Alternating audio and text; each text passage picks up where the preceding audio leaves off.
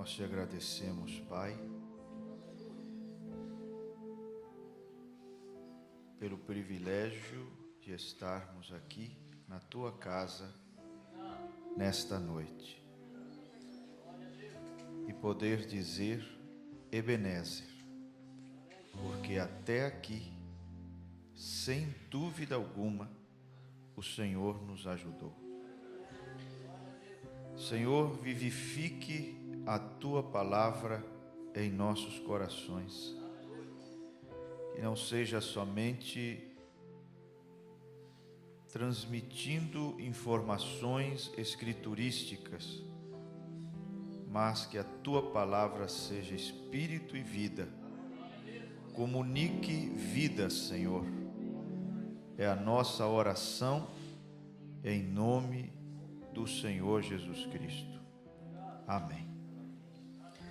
Que o Senhor Jesus abençoe a igreja nesta noite. Nosso último culto, desse roteiro abençoado.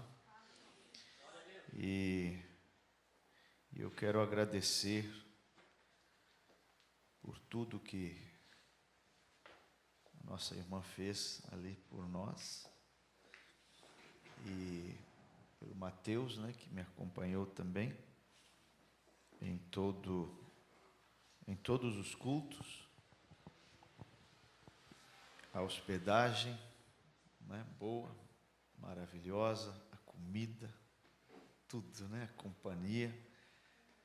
E estamos voltando amanhã para Porto Alegre, e a minha esposa chega a Porto Alegre na terça-feira cedo, já na rodoviária, e depois já estaremos indo para Paraíba para mais outra série de reuniões com o pastor César Augusto.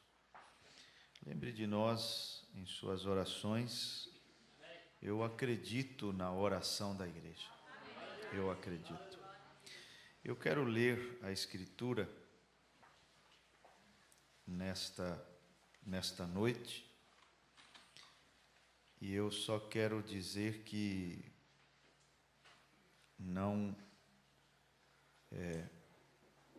não foi combinado nada entre o que acabaram de ouvir e o que eu vou falar,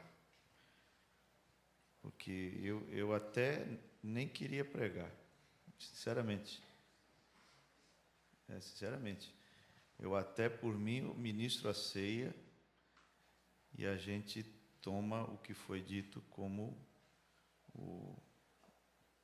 a palavra, para o culto, que vai ser uma repetição,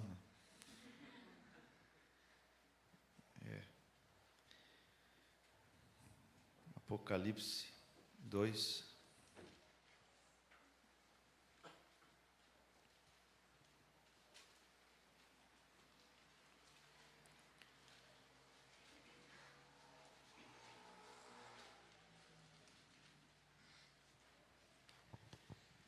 (24).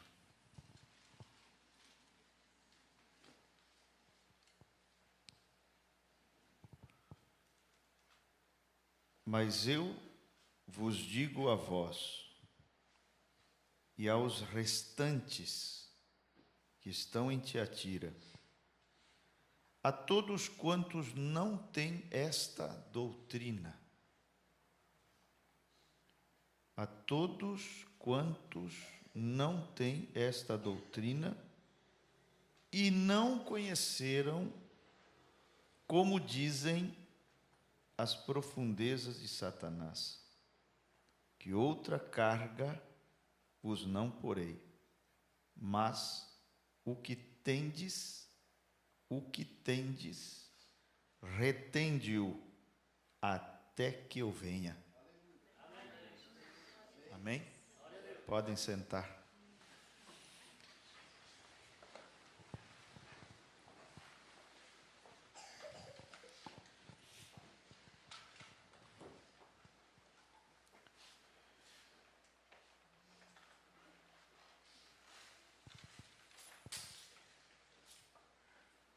Vai ser necessário um sobrenatural para, como disse Paulo em Efésios 6, ainda estar em pé, depois que tudo tenha acontecido, né? Tenha passado, a batalha tenha terminado. Você compreende, vai compreender mais cedo ou mais tarde que arrebatamento não é uma questão intelectual, não é questão de cabeça, de conhecimento,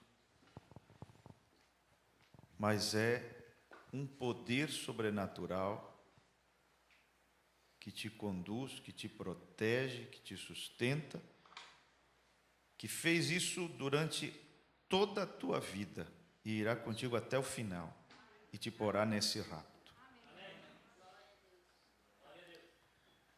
Porque o que nós vemos ao redor não tem lógica. Grandes homens tombando, pessoas muito inteligentes crendo em besteiras, e tudo isso pode levar pessoas a pensar assim: e o que vai ser de mim se o fulano, se o ciclano está crendo assim, caiu desse jeito, daquele jeito? Não tem nada a ver. Você é você. Porque não é questão de intelectualidade, inteligência, capacidade humana.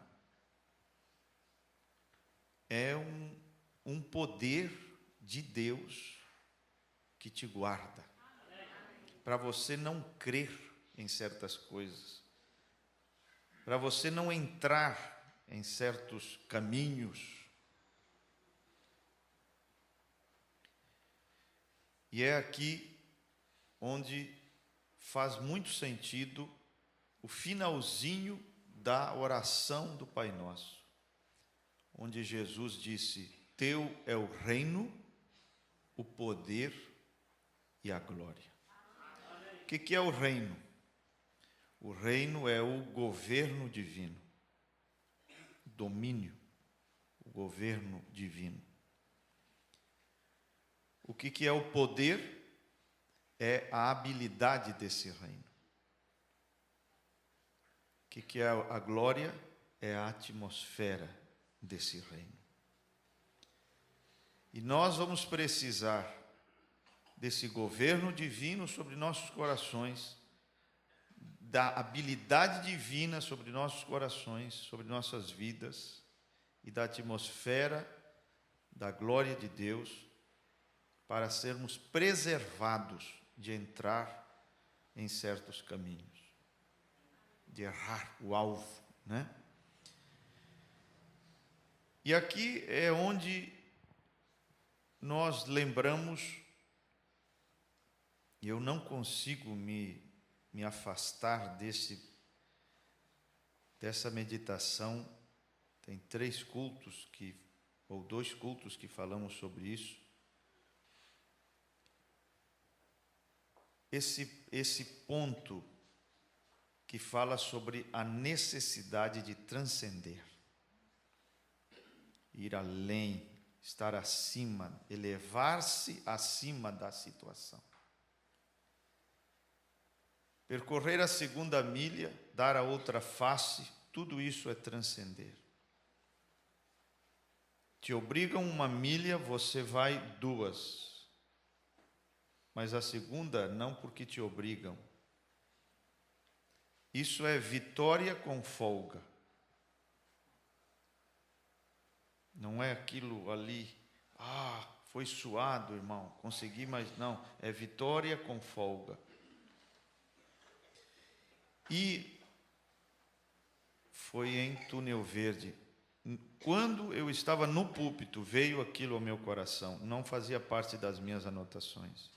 Quando eu estava mostrando para vocês como aquela mulher, né, que nós conhecemos como do presunto com ovos, né, do marido bêbado, como ela quando eu estava explicando que a face direita é quando você suporta a injustiça.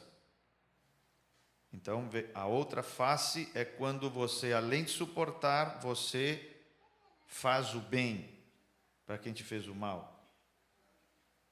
Essa é a face esquerda, essa é a segunda milha.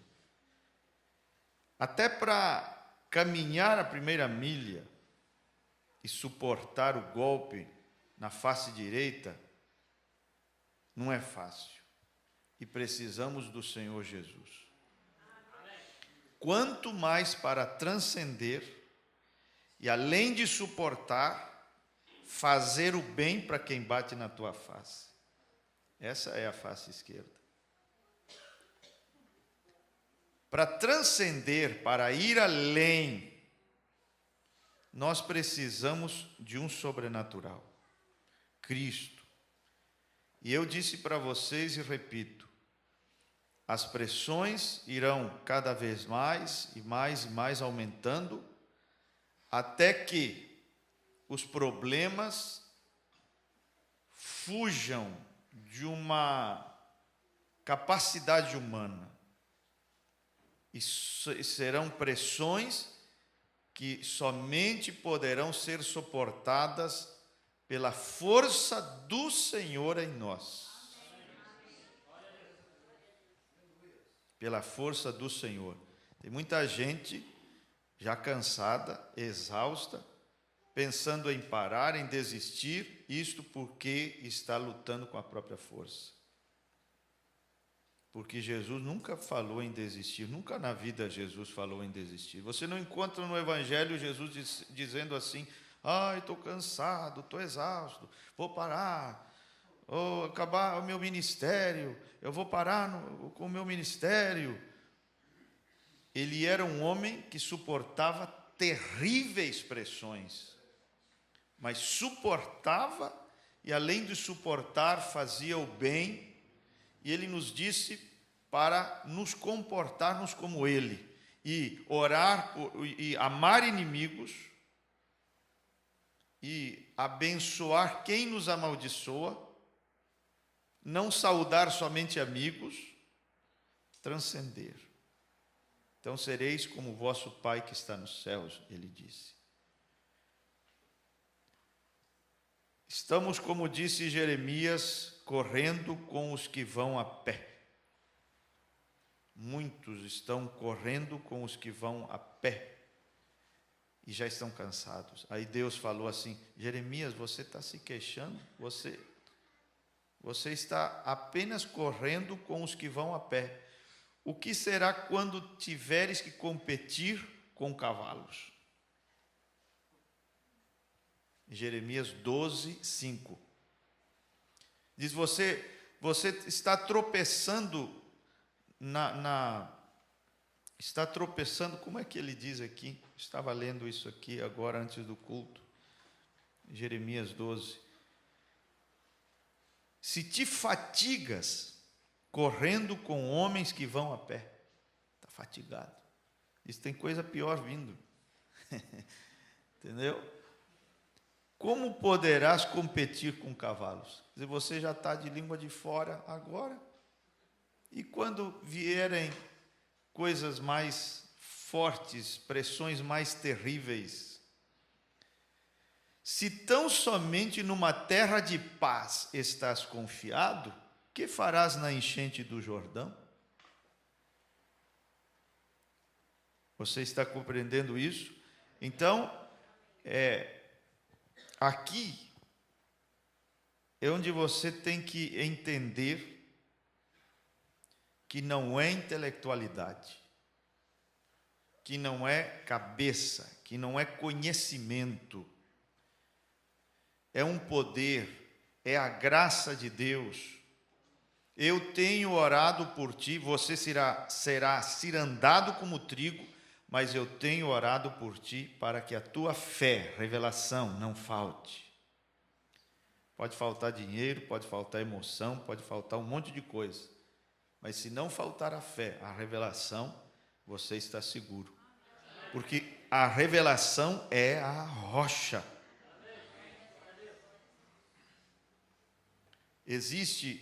Existem dois tipos de conhecimento: o conhecimento intelectual, sensorial, natural, mental, humano, e o conhecimento revelado. Quando a Bíblia diz em Oséias 4:6, que meu povo, não os heteus, amorreus, mas meu povo foi destruído porque lhe faltou conhecimento, não se refere a conhecimento intelectual. Se refere a conhecimento revelado. O único tipo de conhecimento que impede a destruição é o conhecimento revelado. Por quê? Porque Jesus disse isso. Jesus disse que se você está edificado e firmado na rocha da revelação, as portas do inferno não prevalecerão. Então impede a destruição ou não? O único tipo de conhecimento, toda área na qual você não tem ou não tiver conhecimento revelado, ali você será destruído. Ali você padecerá. Ali você vai patinar, você vai gastar muita energia e não vai ver um sucesso, uma vitória naquela área. Como tenho dito, todo problema é um problema de sabedoria. Você diz, eu tenho um problema financeiro. Não, você tem um problema de sabedoria. Você simplesmente não sabe algo que aqueles que estão tendo sucesso nessa área sabem. Aí eu tenho um problema em meus relacionamentos. Não, você tem um problema de sabedoria. Você simplesmente não está sabendo algo que aqueles que estão tendo sucesso nos relacionamentos sabem. E aí volta, meu povo foi destruído porque lhe faltou o conhecimento. Então, para sermos livrados de todos esses ismos e coisas, é somente a graça de Deus, o poder de Deus, a misericórdia de Deus. 2:6 de Apocalipse diz, tens porém isto, que, Deus falando para a igreja, aborreces as obras dos nicolaítas, as quais eu também aborreço. Então, nós vemos aqui no 2:6, que Deus estava aborrecendo algo, e a igreja também estava aborrecendo aquilo. Mas, na terceira era, na era de Pérgamo, a coisa tinha mudado. Porque no versículo 15 diz, assim tens também os que seguem a doutrina dos nicolaítas, o que eu aborreço. Veja que Deus continuava a aborrecer aquilo, porque Ele não muda. Ele é o mesmo, ontem, hoje, eternamente. O mesmo Deus em Éfeso até a Laodiceia, sempre foi. Mas a igreja tinha mudado. No começo, a igreja estava em sintonia com Deus, aborrecendo o que Deus estava aborrecendo. Já na terceira era, Deus continuava aborrecendo, mas a igreja já estava tolerando. Se Deus diz que o nicolaítismo é um mal na igreja, e ele aborrece aquilo, é porque isso não presta. E o nicolaítismo, ele faz o quê? Ele substitui a liderança do Espírito Santo pela liderança humana. Ele substitui a mente de Cristo pela mente do homem. E aí o homem começa a falar o que ele acha, o que ele pensa, eu acho, é a minha opinião, meu parecer, e Deus diz, eu aborreço isso. Não é a presença de um homem na frente do rebanho que torna aquele grupo nicolaíta, porque Deus sempre usou e usará a instrumentalidade humana. O que torna uma igreja nicolaíta, um ministério nicolaíta, é quando aquele ministério, aquele homem fala o que ele acha, sua interpretação, sua ideia. seu parecer e não a palavra de Deus. Está compreendendo? Então, isto aqui é algo que nós devemos entender, porque existe outro espírito que é errado também, e ele é num sentido diferente desse nicolaíta, mas também é errado, que é o espírito de Coré. Em Judas, versículo 11, fala da contradição de Coré. O nicolaíta é assim, ele prefere ficar com o homem e não com Deus. É claro que ele nunca vai dizer isso, mas as atitudes da pessoa e o posicionamento da pessoa revelam exatamente isso, que ela fica com o homem e não com Deus. Exemplo. Você mostra para uma pessoa o batismo nas águas em nome do Senhor Jesus Cristo, e que não há outra forma de batismo. É apenas um exemplo, para que você possa entender. Não há outra forma como a igreja batizou, os apóstolos batizaram.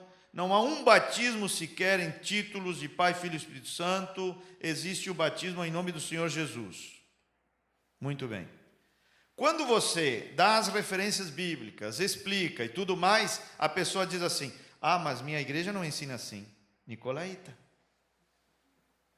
Ah, mas meu pastor não ensina assim. Nicolaíta. Tem mais peso, mais valor para a pessoa o que a igreja diz, o que o pastor diz, do que o que a palavra de Deus diz. E Deus fala assim: eu odeio isso. Aborreço. Está aqui na Bíblia, 2,6 e 2,15 de Apocalipse. É como disse Paulo, é quando se dá mais honra à criatura do que ao Criador. Romanos capítulo 1. Se dá mais honra à criatura do que ao Criador. O que o homem fala vale mais do que aquilo que Deus fala. Coré é diferente, porém também é errado. Coré, ele fica com Deus e não fica com o homem. Ele diz assim: eu aceito Jeová, mas não aceito Moisés. Por isso diz, contradição de Coré. Por que contradição? Porque é uma contradição. Como é que eu aceito Jeová e não aceito o homem que Jeová envia? É uma contradição. Qual é o problema do nicolaíta? Ele fica do lado de um homem errado. Qual é o problema de Coré? Não fica do lado de um homem certo. Está entendendo? Então ele diz assim: não, eu aceito Jeová, mas não aceito Moisés. É o mesmo espírito, mesmíssimo, que quando, que diz assim, quando, no exemplo do batismo que eu dei, Mateus 28, 19, palavras de Cristo, Atos 2, 38, palavras de Pedro, diz assim: eu fico com Cristo, não fico com Pedro. Coré.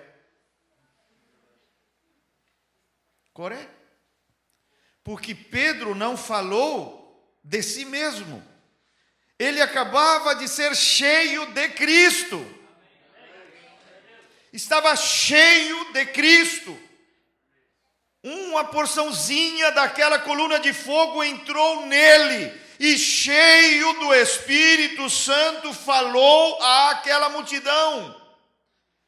Não houve erro ali. Pedro é homem de Deus, como Paulo, como todos eles foram ali.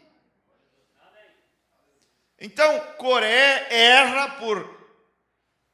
Parece até muito espiritual Coré, né? Eu fico com Jeová. Irmão, sabe esse espírito que fala assim: não, eu aceito Cristo, mas não aceito esse William Branham? Coré. Não tem lógica, é a contradição de Coré de novo, porque o próprio Cristo falou que Elias virá.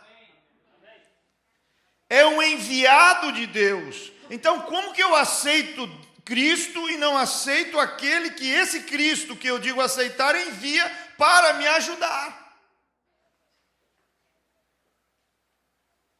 Compreende?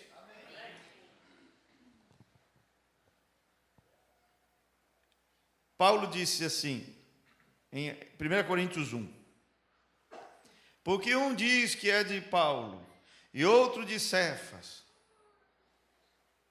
e outro de Apolos, e tinha um grupinho ali que parecia mais espiritual, que dizia, e nós somos de Cristo, eu sou da mensagem, eu não aceito pastor, não tem pastor que presta para mim, nem Apolos não presta para mim, nem Paulo, nem ninguém.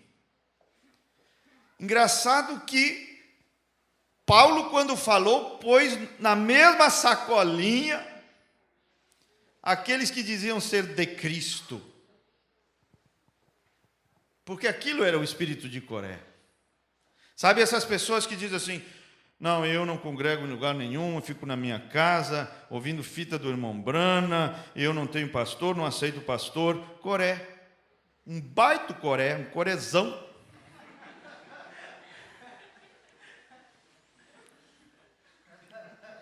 Compreende? Porque eu não acredito que o diabo engoliu tudo e que não existam hoje homens de Deus. Como é possível, então, o evangelho foi derrotado? O cristianismo virou cinzas? Não! Existem ainda hoje homens de Deus, existem ungidos de Deus, existem pessoas que Deus levantou e deu um ministério para nos apacentar, para nos ajudar, para nos preparar para a sua vinda. Mas esse espírito parece que é o mais espiritual, não parece? Eu sou de Cristo, eu sou da mensagem, eu não sou de Apolo, eu não sou de Pedro. Não é nem de Apolo, nem de Pedro, e nem de Deus também não é. São espíritos, irmãos, espíritos terríveis. Você vê que o mundo espiritual é complexo, é muito complexo. E esse é o primeiro passo em direção às profundezas de Satanás. A interpretação humana, a cabecinha do homem, eu acho, é a minha ideia.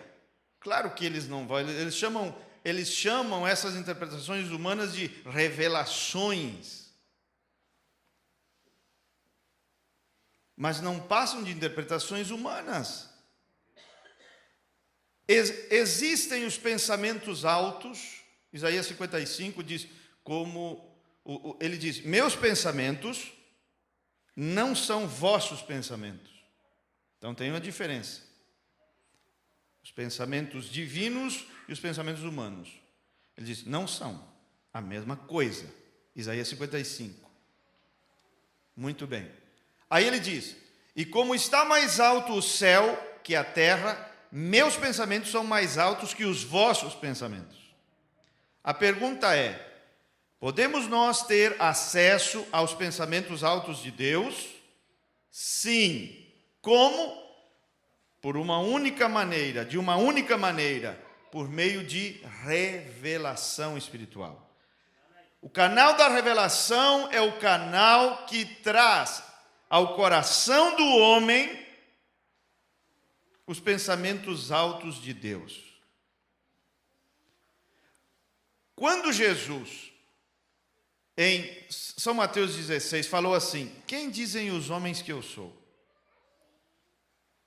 Veja que acerca da mesma pessoa, muitas opiniões. Uns dizem que tu és. Aí você entende por que tem tanta placa de igreja. É o mesmo Jesus, é a mesma Bíblia, mas uns dizem. Aí põe a plaquinha ali. Porque nós cremos desse jeito. Nós cremos que Jesus é Jeremias. O outro diz, não, mas nós não cremos que ele é Jeremias, nós cremos que ele é Elias. Aí põe outra plaquinha. E assim se formam as denominações. Denominações são fruto de interpretações humanas. E vai criando aquela plaquinha, e vai criando aquele grupo, aquela igreja, aquele movimento. E você vê que é o mesmo Jesus, mas as opiniões diferentes acerca do mesmo Jesus, da mesma Bíblia. E você vê que depois ele aprofunda a pergunta e diz assim, e vós? O que veio ao coração de Pedro não foi, aquilo não era interpretação humana, aqueles eram os altos pensamentos de Deus, vindo ao coração de Pedro por revelação. Não te revelou carne nem sangue. E quando a revelação veio, a revelação ela traz precisão. Ela é precisa. Ela não disse que Jesus era Jeremias. A revelação não disse que Jesus era Elias. A revelação não disse que era apenas um profeta. Ela disse, tu és o Cristo, o Filho do Deus vivo. Você vê que a interpretação humana, ela é bonita. Ela é bonita. É muito melhor chamar Jesus de Jeremias, de Elias, do que chamá-lo de Beelzebul. Mas ainda não é a verdade. Jesus não era Jeremias, era o Deus de Jeremias. Não era Elias, era o Deus de Elias. A revelação, ela traz precisão. E ali está o primeiro passo em direção às profundezas de Satanás. O nicolaítismo, o nicolaísmo. A pessoa começa a seguir interpretações humanas, doutrinas de homens. Existem 3 fontes doutrinárias.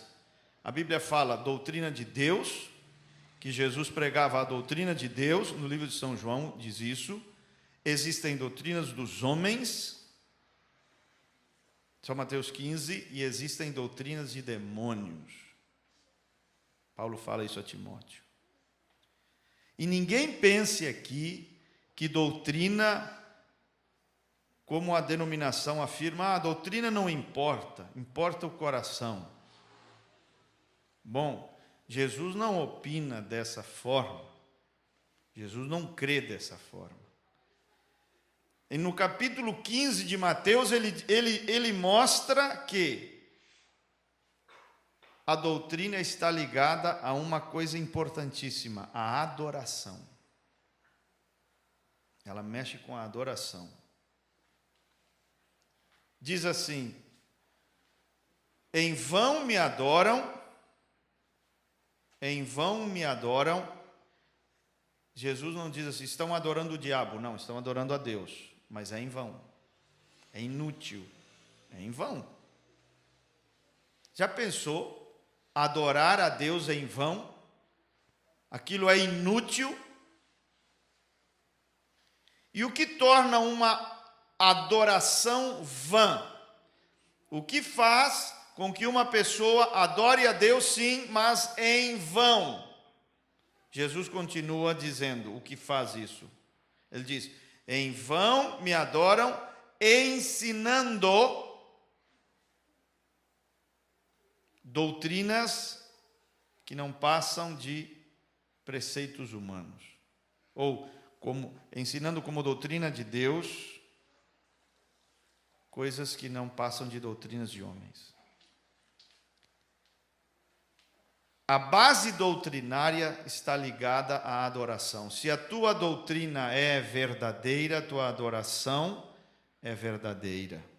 Se a tua doutrina é falsa, você pode adorar a Deus, mas é em vão. E inútil. A voz é bonita, mas não serve. Não vale. Deus não aceita aquilo. É em vão, é inútil. não serve. Amém? Está me acompanhando? Eu tenho medo dessas cadeiras aí, sabe? Porque a pessoa vai se acomodando, daqui a pouco está abrindo a boca e dormindo. Fica ligado, hein? Deixa eu te mostrar uma coisa aqui. No Éden, Eva, diante da serpente, teve mais peso para ela o que a serpente disse do que aquilo que Deus tinha falado. Isso é nicolaítismo, isso é nicolaísmo. Deus disse, mas a serpente falou outra coisa e ela acreditou.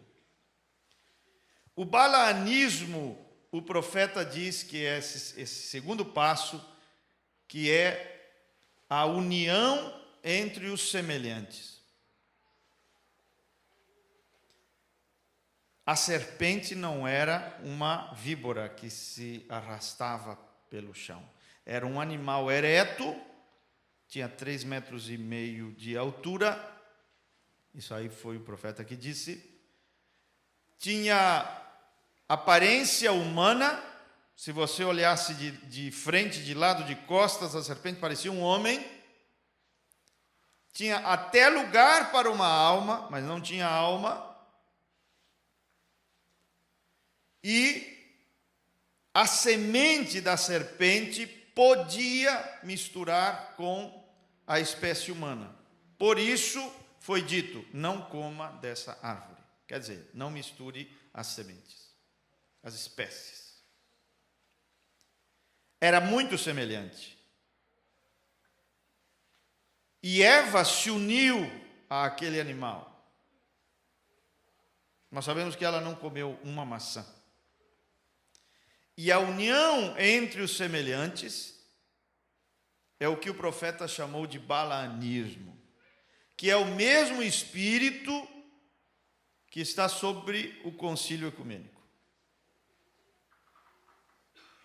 Porque qual foi a estratégia de Balaão? Ele disse assim,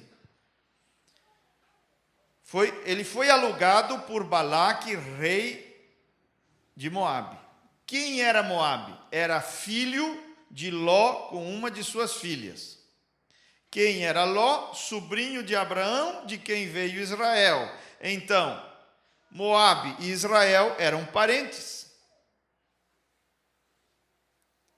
Então, ali ele teve a ideia, disse, mas a gente é parente.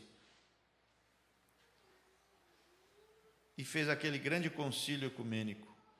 Batistas, metodistas, assembleianos, tudo parente. E fez aquele grande concílio. E o irmão Brana disse, Deus nunca lhes perdoou aquilo. Ali morreu muita gente. E você vê aqui como Eva se uniu com aquilo que era o mais semelhante. Ela foi descendo, ela foi descendo, ela foi descendo. Se uniu com aquele que era o mais semelhante à sua espécie lá no Éden. É aquilo que, se fosse possível, enganaria até os escolhidos, de tão semelhante. E, finalmente, você tem o jezabelismo, que é quando a pessoa se torna divulgadora da nova luz. Aí ela vai correndo para o seu Adão e diz assim, escuta esse CD aqui, que é tremendo. O jezabelismo é isso.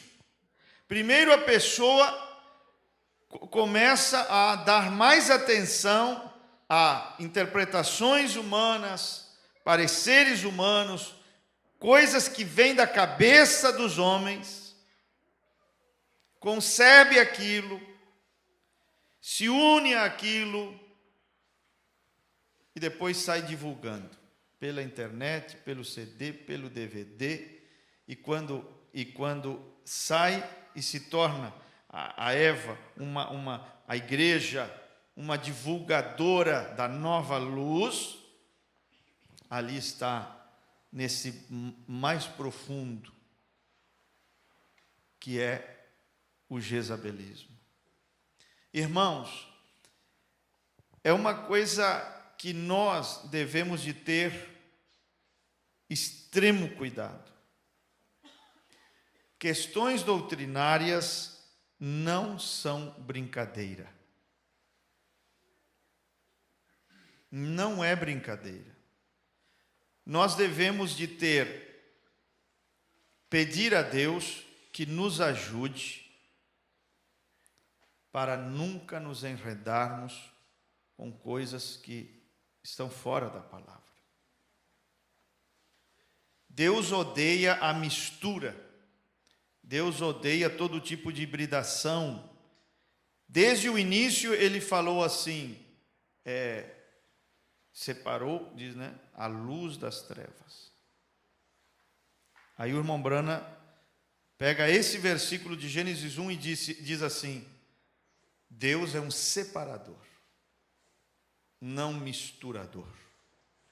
Separou a luz das trevas, separou Abraão lá de sua parentela, separou Israel dentre as nações, separou Sansão pelo sinal no seu cabelo e assim por diante. Deus sempre foi um separador. E uma coisa interessante que eu quero te mostrar aqui, que eu estava lendo há pouco, é que lá em Apocalipse 18 diz, sai dela, povo meu, da Babilônia, do sistema, certo? Mas olha como diz em 2 Coríntios, abra a sua Bíblia ali, 2 Coríntios 6.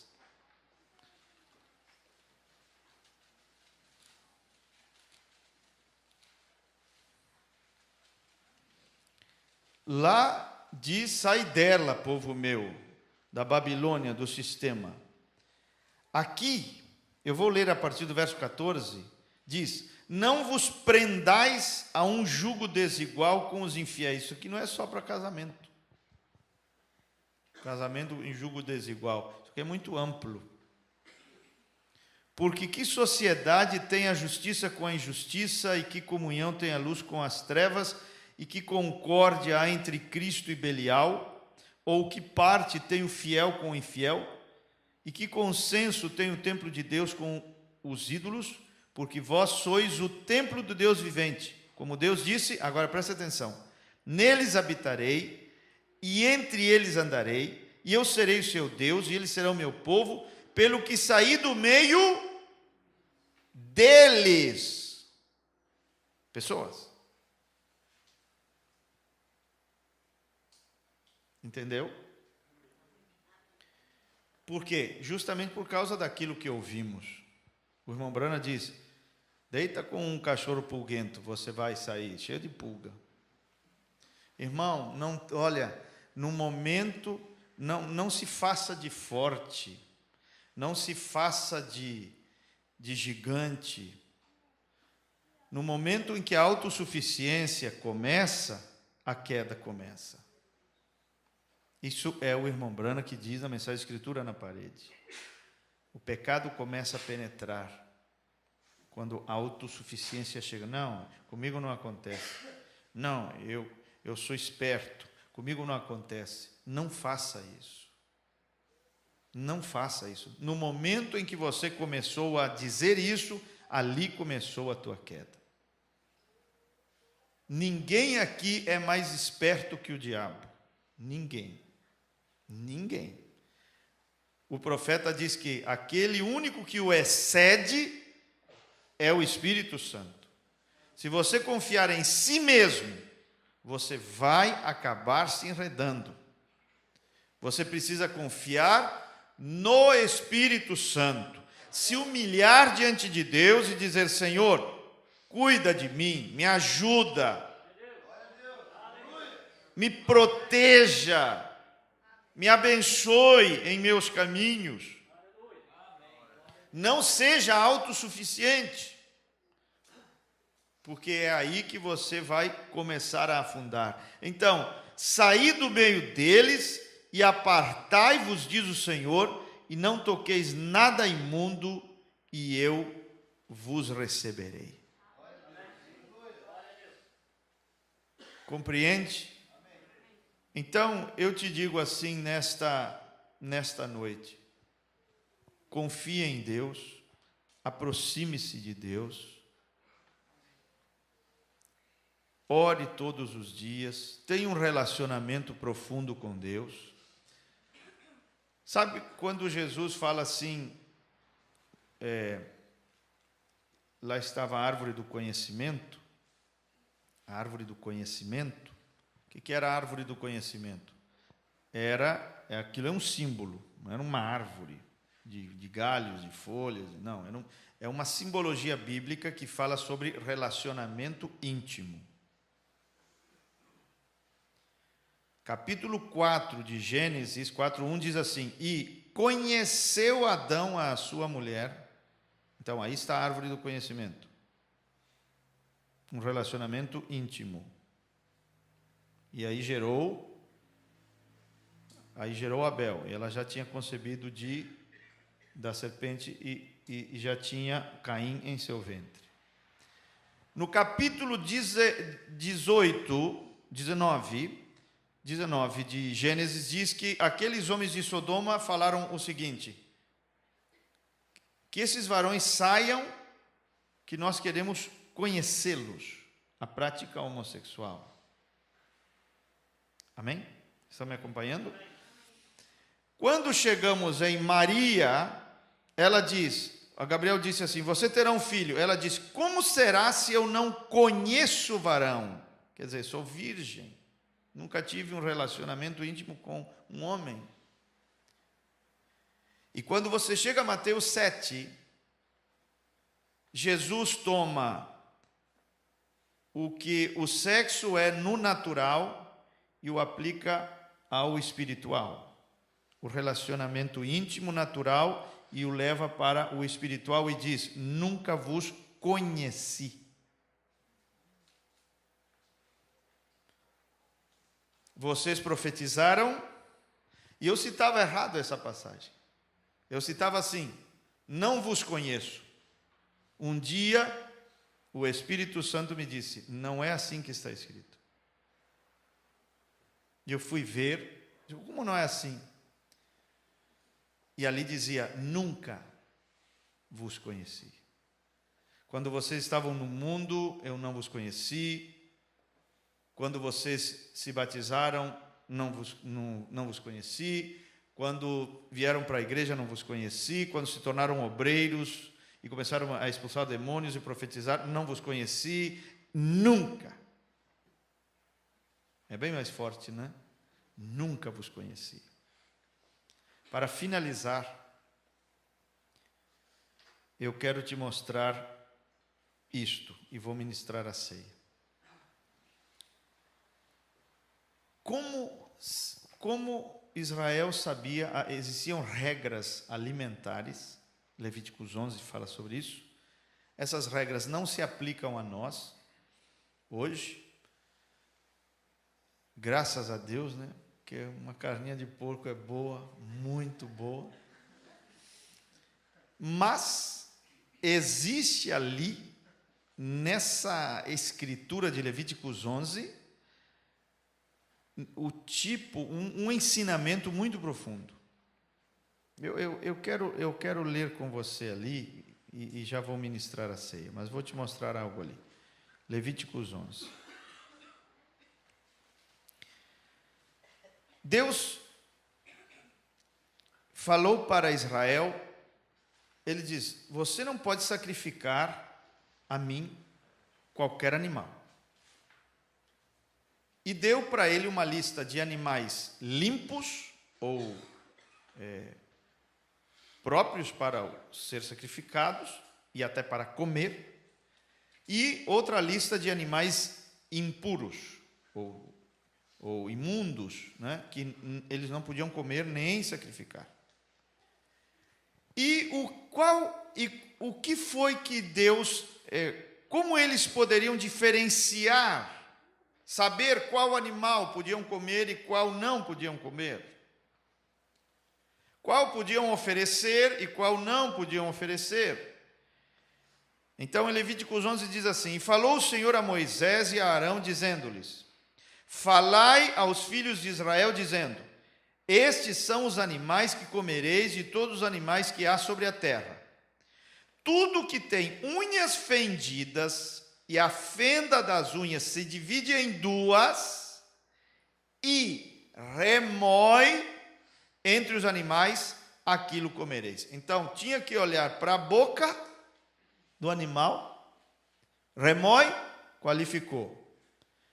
Olha para os pés, tem unhas, casco dividido, unhas fendidas, tem, qualificou. Esse é limpo, você pode comer, oferecer. Agora, presta atenção. Destes, porém, não comereis, dos que remoem ou dos que têm unhas fendidas. O camelo, aí ele dá 3 exemplos. O camelo que remói, mas não tem unhas fendidas, este vos será imundo. O coelho, porque remói, mas não tem as unhas fendidas, este vos será imundo. E a lebre, porque remói, mas não tem as unhas fendidas, esta vos será imunda. Também o porco, porque tem unhas fendidas, e a fenda das unhas se divide em duas, mas não remói, este vos será imundo. Presta atenção, você diz, tá, e o que tem isso a ver? Eu quero te mostrar uma coisa. Como você sabe o que é imundo e o que é limpo? Você tem que olhar para a boca e você tem que olhar para os pés. Em tipo seria, porque as pessoas se impressionam muito com a boca, esquecem de olhar para os pés, para o testemunho do pregador. Se aqui é profundo, oh meu Deus, que coisa tremenda, que pregação, oh meu Deus, e olha para a boca, remói, mas não tem unhas fendidas. O que é os pés? É o testemunho, o andar, a conduta. Está entendendo? Aí você diz assim, que pregação, remói, qualificou, mas você olha para os pés, desqualificou. Ou o contrário, o porco é o contrário. Você olha para os pés, que conduta,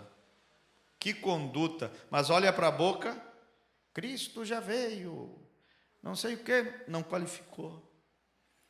Tem problema na boca. Está entendendo? É bicho imundo. Compreende? Para qualificar, tem que remoer e também ter unhas fendidas. Você olha para a boca e ótimo, a doutrina certa está ali. Ele prega a verdade.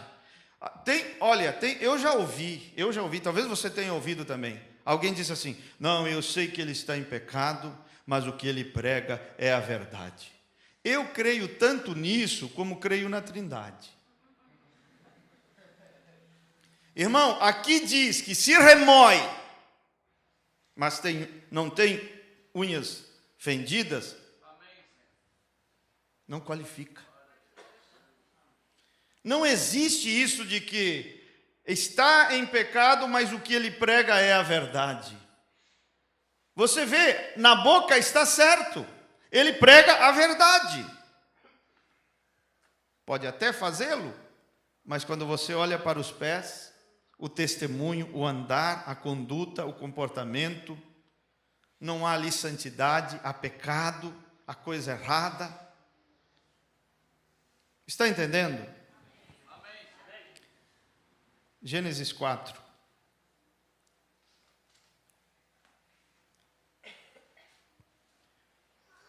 Versículo 3. E aconteceu ao cabo de dias, você vai me ajudar agora, que Caim trouxe do fruto da terra uma oferta ao Senhor, e Abel também trouxe dos primogênitos das suas ovelhas e da sua gordura. Presta atenção agora. E atentou o Senhor para e para a sua, mas para e para a sua não atentou. O que diz aqui? Que primeiro Deus olhou para Abel e depois para o que Abel ofereceu. Primeiro olhou para Caim e depois para o que Caim ofereceu. Antes de olhar para a pregação, Deus olha para o pregador. Antes de Deus olhar para a música, Deus olha para o músico. Então não existe esse assunto de, ele prega o que é certo, mas vive assim meio... Porque Deus, antes de olhar para aquilo que está sendo oferecido, seja uma pregação, um louvor, um cântico, uma música, etc., Ele olha para a pessoa. Está entendendo? A Bíblia não diz que Deus está buscando adoração. Não diz. Se você lê cuidadosamente São João capítulo 4, ali diz assim: e o Pai busca verdadeiros adoradores, que o adorem em espírito e em verdade. Antes de Deus olhar para a canção, para o hino, Deus olha para o cantor. Compreende? Para ver se qualifica. Para ver se não é uma vã adoração. Que Deus nos ajude, irmãos. Porque chegar nesse rapto não vai ser uma questão de poder intelectual, esperteza, inteligência. Não fique com complexos porque A, B, C ficaram pelo caminho, porque você é você. E o arrebatamento é uma questão individual e não é questão de esperteza, inteligência, capacidade humana. É um poder sobrenatural que irá te ajudar até o final. Perceba, tem pessoas prostradas no caminho, você ainda está em pé. Como é que isso aconteceu?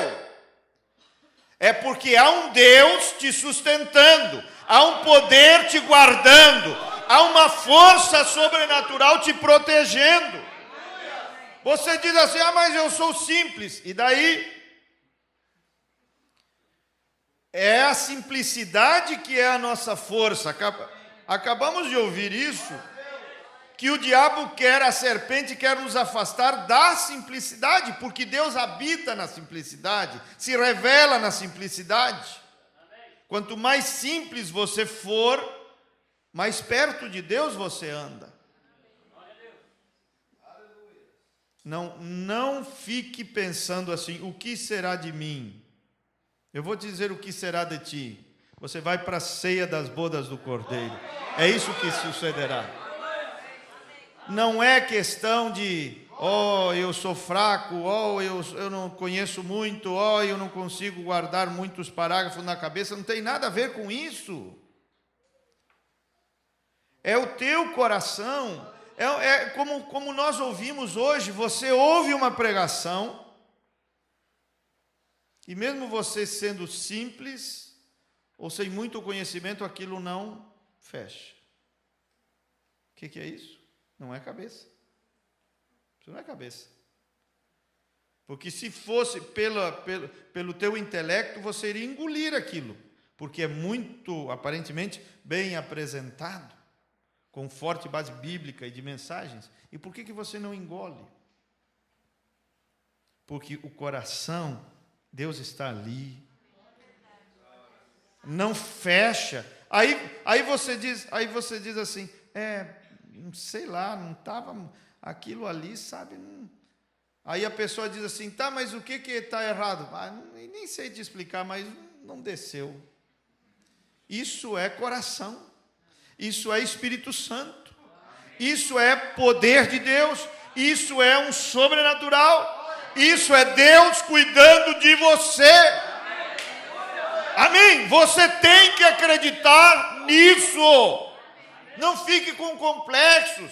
olhando para A, B, C, aconteceu com fulano, o que será de mim? Você é você, e Deus irá te colocar nesse rapto. O mesmo Deus que te trouxe até aqui.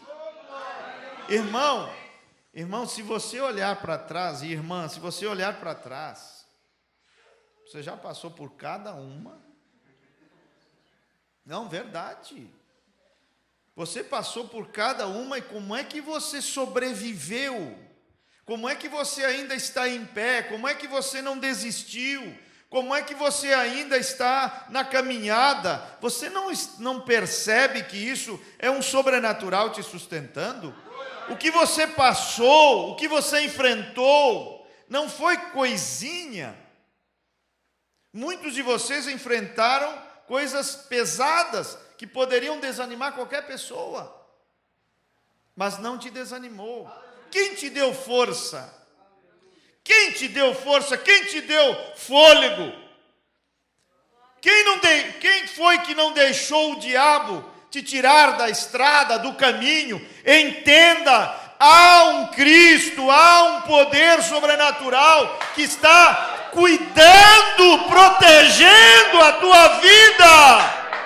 Esse poder está com você há anos e anos.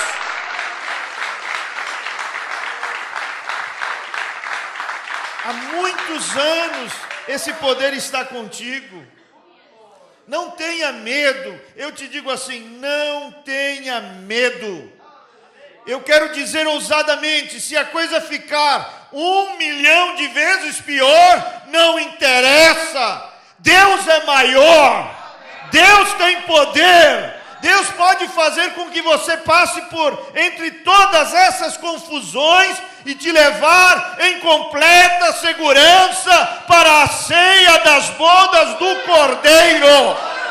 Não há diabo que seja mais esperto que Deus. Não há inferno que seja mais poderoso do que o Espírito Santo que está dentro do teu coração. Não tenha medo. Está escrito: e a vós que não conhecestes essas doutrinas, a vós que não conhecestes essas profundezas de Satanás, não vos imporei outra carga, mas o que tens, retende-o até o final. Não confie na própria força, diga: Senhor, retenha isso em mim, seja forte em mim. Seja forte em mim, seja paciente em mim. Que Deus vos abençoe. Vamos fazer uma pequena oração e logo ministrar a ceia. Querido Deus, nós queremos te agradecer nesta hora por esta palavra. Ajuda-nos para qualificar como aqueles animais limpos do Velho Testamento. Remói e tem as unhas fendidas, o casco dividido. Quer dizer que quando o Senhor olha para a nossa boca, o que sai da nossa boca é a verdade. Não é um ismo, não é uma interpretação humana, é a mensagem do teu profeta, tão pura e tão limpa, como quando foi pregada pelo teu mensageiro. E quando o Senhor olha para os pés, a nossa conduta, o nosso testemunho, o nosso andar, também qualifica. Meu Pai, nós queremos ser esses animais limpos, esses ministérios limpos, do qual a igreja pode se alimentar, ou dos quais a igreja pode se alimentar. Rogamos que o Senhor continue com essa mão de graça e misericórdia sobre nós, porque, como foi dito nesta noite, Senhor, não é questão de esperteza, inteligência humana, capacidade humana, memorização de parágrafos, muito estudo. Nós podemos ter tudo isso e nos enredarmos aqui e ali. Meu Deus, o Senhor é a nossa força, o Senhor é o nosso escudo, o Senhor é a nossa proteção. nos ajude para que possamos chegar até o fim desta estrada e passar por todos os obstáculos e perigos que ainda temos que enfrentar, confiados no Senhor e na força do seu poder. Muito obrigado, Senhor, e ajuda-nos agora na ministração da ceia, em nome de Jesus. Amém.